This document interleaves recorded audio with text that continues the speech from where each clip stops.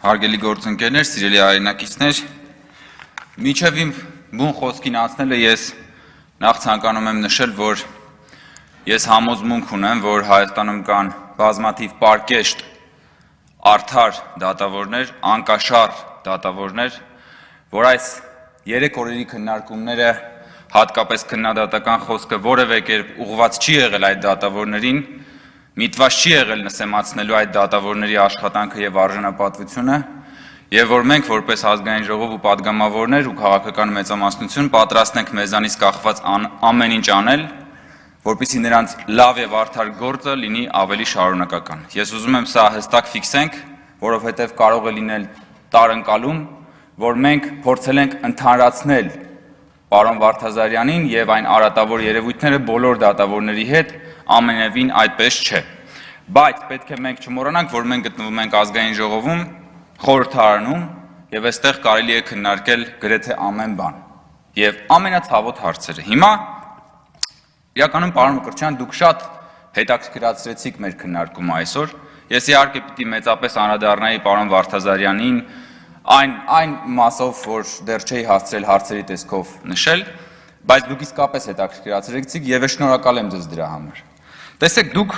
ասում եք դուք դասակարգեցիք դատավորներին։ Սա շատ համարձակ հայտարարություն է, բայց այս 3 օրերի քննարկումը եւ իմ համոզմունքն այն է, որ դատավորներն են դասակարգել դատավորներին։ Եվ որ առաջին հերթին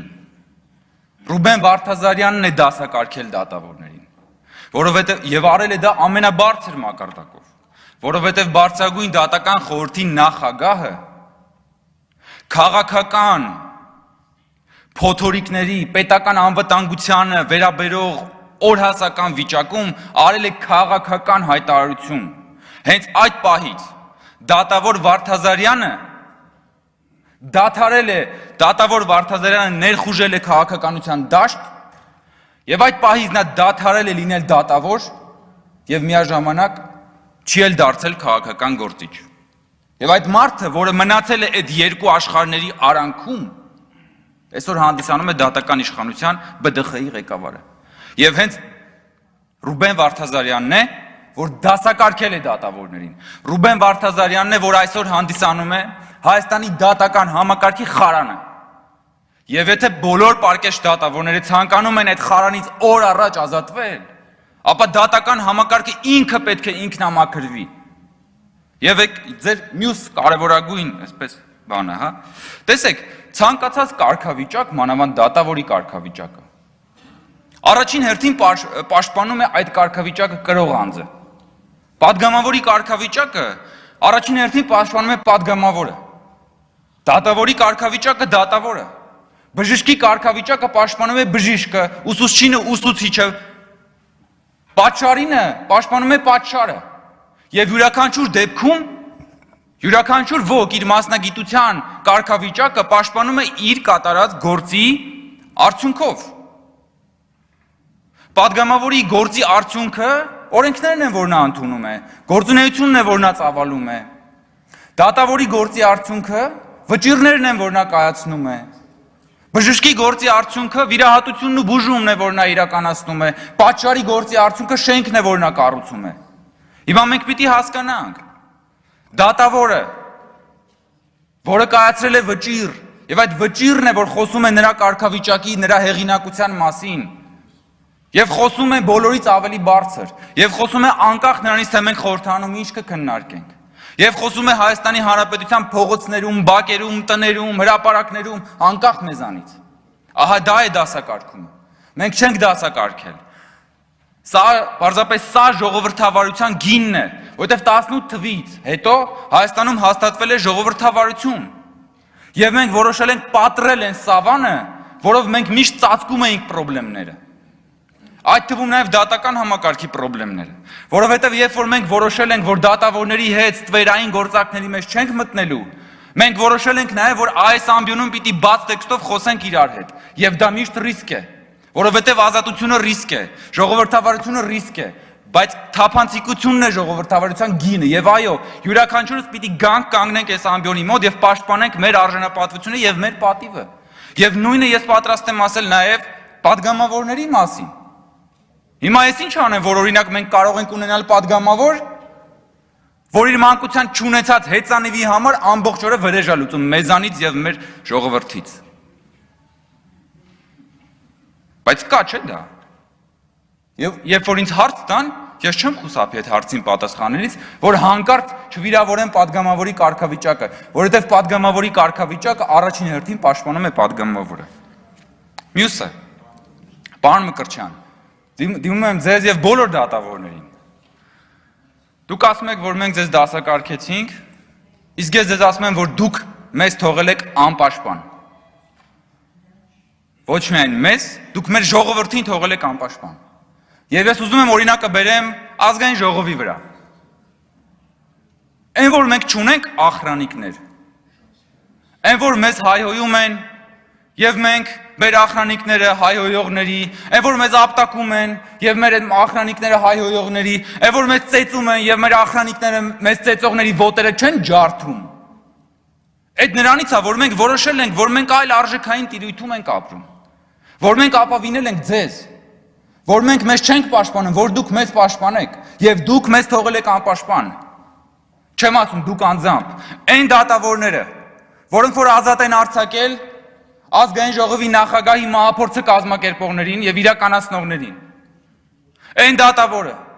որը որ ազատ է արձակել այս մարդուն 67-ամյա Հակոբ Աստանյանին ազգային ժողովի դիմաց բռնություն գործադրողին, ով դեռևս չի հասցրել ապաքինվել Արցախյան վերջին պատերազմում ստացած վիրավորումից, ազատ է արձակել։ Այն դատավորները, որոնք որ պատշաճ ընթացք չեն տալիս այն մարդկանց, ովքեր բացահայտ կերպով կոչ են անում բռնի, զինված հեղաշրջումների, սահմանադրական կարգի տապալման, ովքեր ահաբեկչական կոչեր են հնչում ամենուր, ովքեր որ իրականացնում են պետության ղեկավարի բեմականացված մահափորձ, սպանություն, եւ այդ դատավորները, որոնք պիտի պաշտպանեին օրենքի ուժով, պիտի պաշտպանեին այս երկրում արդարադատությունը, արդարությունը, պիտի պաշտպանեին մեզ բոլորիս ժողովրդին, չեն պաշտպանում։ Դուք մեզ ասում եք, մենք ձեզ դասակարգեցինք, ես ձեզ ասում եմ, դուք մեզ թողել եք անպաշտպան։ Բայց մենք պատրաստ ենք ձեզ հետ միասին պաշտպանենք մեր պետությունը։ Եթե պետք են օրենքներ, որոնք պիտի ընդունել, որ դուք ավելի լավ վճիռներ կայացնեք, ասեք եւ մենք ընդունենք։ Բայց եկեք խոսենք անկեղծ։ Եվ այս ամբիոնը, այո, այն հարթակն է, որտեղ մենք պիտի պատրաստ լինենք, խոսեք անկեղծ։ Տեսեք, դուք ասում եք, որ մենք պիտի մեծարենք դատավորներին։ Ես համաձայն եմ։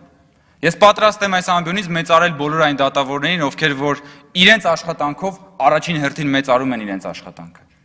Բայց ես չեմ կարող մեծարել այն դատավորին, որն ինքն է ապականում իր աշխատանքը։